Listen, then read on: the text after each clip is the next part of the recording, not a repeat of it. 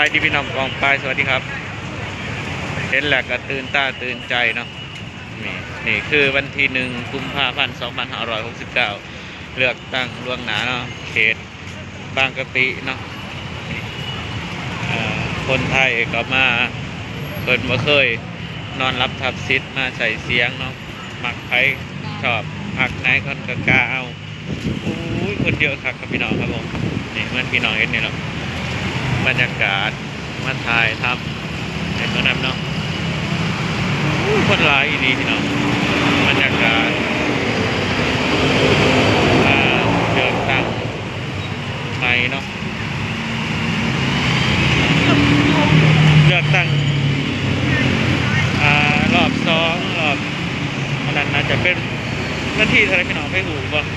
22บ่22เดือนนี่บ่หนูคนเขาเป็นร้ายครับคนร้ายครับพี่น้องเอ้ยคนมาเลือกตั้งกันเนาะมีสิทธิ์มีเสียงเนาะก็ต้องมาออก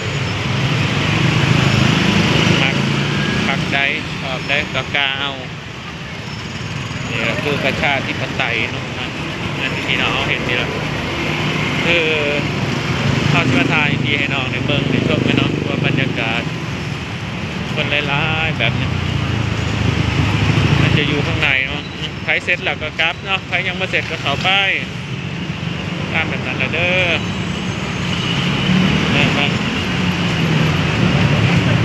โอ้รถเต็มโอ้มีข้างในด้วยพี่น้องนี่ข้างในเพื่อนๆเอาไปตรงนี้คนอยู่ข้างในทุกคนอันนี้เลือกตั้งลงนาเด้อพี่น้องเด้อทุกคนเนาะร้อยครับคนในเขตบางกะปิเขตลาดพร้าวนี่มาลงนี้หมดละมันเลยลายกว่าที่อื่นครับไปนี่มีพี่ตำรวจมาให้นะมาให้ความสะดวกสบายคนพี่น้องเอ้ย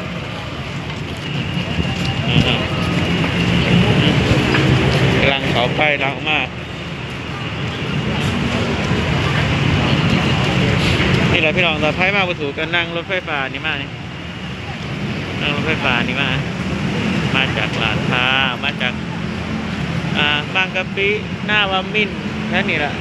เจอเขตนี้มันว่าเนี่ยอุ้ยคนเสร็จแล้วก็มีกำลังมากก็มีเขากูหากาเอาเลยพี่น้องเอ้ยบรรยากาศคนร้ายกันใส่ชุดมาที่เราถ่ายเหมือนกันนี่แหละมีประชาธิปไตยเลือกได้เนาะคนเอาต้องมาเลือกเอามาโอ้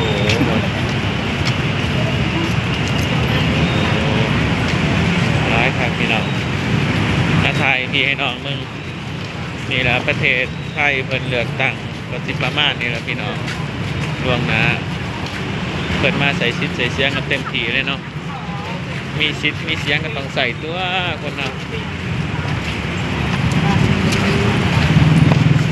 โอ้คนนั้นเลยดึงรถ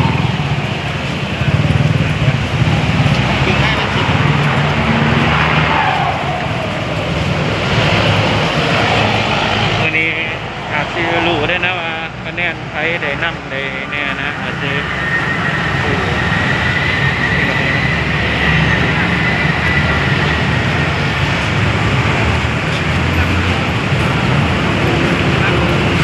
มดมือแล้วพี่น้องวันนี้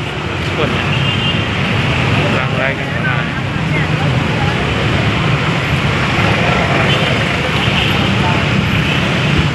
มือแต่ก็ถือว่าเลย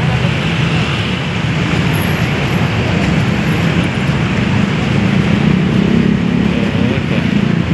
จัดนี่พอหน้าก็หนาแมคโครพอดีนี่เป็นหน้าแมคโครแล้วมาเห็นนะคนหลายสะอ่อนนะสะอ่อนเป็นดีพี่น้องมีจิตมีเสียงมาใส่เต็มทีกันเลยเนาะสุดยอดเลยพี่น้อง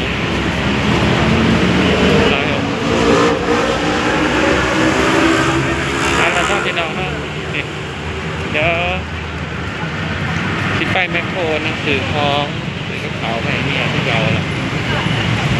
ส่วนเมียก็ไปบางโพอยู่บางโพนะต้องไปเดือดต่างที่บางโพคนละเขตกันคนกำลังหลั่งไหลเข้ามาเลยจำนี่แหละเด้อพี่น้องเด้อมาถ่ายให้เบิ่งบรรยากาศประเทศไทยเพิ่นมาใส่ซิดใส่เสียงมาเรียนตามกันเป็นไหนสุดยอดเลย